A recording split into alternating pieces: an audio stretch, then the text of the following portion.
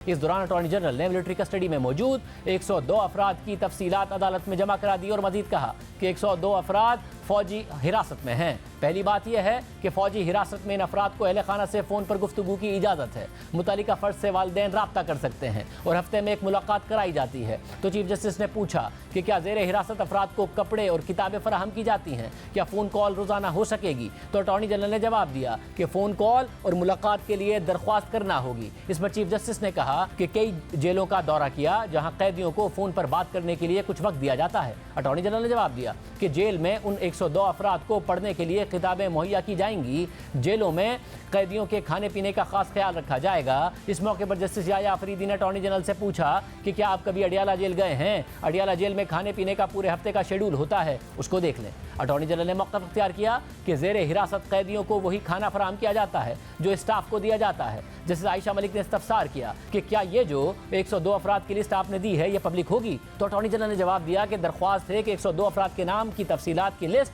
Public ना की जाए, अभी वो ज़ेर तफ्तीश है।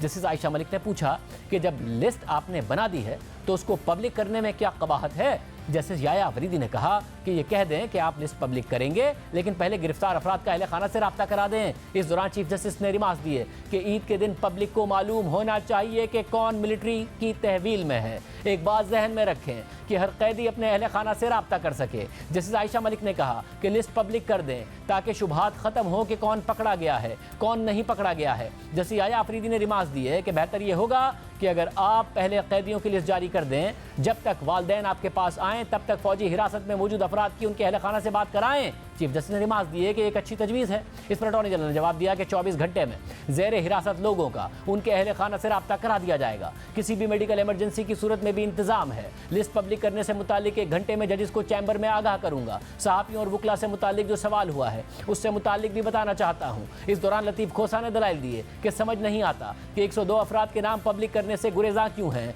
ICJ की रिपोर्ट में मिलिट्री ट्रायल में सज़ाए मौत का जिक्र भी था। तो अटॉर्नी जनरल ने जवाब दिया कि सज़ाए मौत सिर्फ उस सूरत में हो सकती है कि जब कोई फॉरेन एजेंट मुलविस हो। मौजूदा केसेस में कोई फॉरेन एजेंट मुलविस होने के कोई शवाहिद नहीं है। मैंने 2 बातें की हैं, एक तो सज़ाए मौत नहीं हो सकती, दूसरा गिरफ्तार अफराद ज़ेर तफ्तीश हैं। ये समरी ट्रायल नहीं है, इसमें वकील करने की इजाज़त है। इस मौके पर वकील फैसल सिद्दीकी ने इस्तदा की कि हमारी दरख्वास्त है कि आइंदा समात तक ट्रायल ना शुरू किया जाए। तो चीफ जस्टिस ने रिमार्क्स दिए कि हम अब ईद के बाद मिलेंगे, ईद के बाद पहले हफ्ते में बताएंगे कि केस की समात कब होगी। तो दरख्वास्त गुजार के वकील ख्वाजा अहमद हुसैन ने इस्तदा की कि हुक्म दे दें कि इस केस के दौरान किसी सिविलियन का ट्रायल ना हो। तो अटॉर्नी जनरल ने जवाब दिया कि मिलिट्री कस्टडी में मौजूद 102 अफराद के अभी ट्रायल नहीं हो रहे हैं, नहीं मालूम कि अगले 2 हफ्ते में तहकीकात कहाँ तक पहुँचेंगी। तो चीफ जस्टिस ने रिमार्क्स दिए कि आपका बयान है कि वकील करने के लिए वक्त दिया जाएगा। अटॉर्नी जनरल साहिब, मैं आप पर जिरह नहीं कर रहा हूँ। गिरफ्तार लोग शहरी हैं, उनका ख्याल रखें। हम इसको मस्बत अंदाज में देख रहे हैं। सहाफ़ियों, वकला, ख़वातीन और बच्चों के बारे में ख़ास ख्याल रखें। अगर कोई पेशरफ्त होती है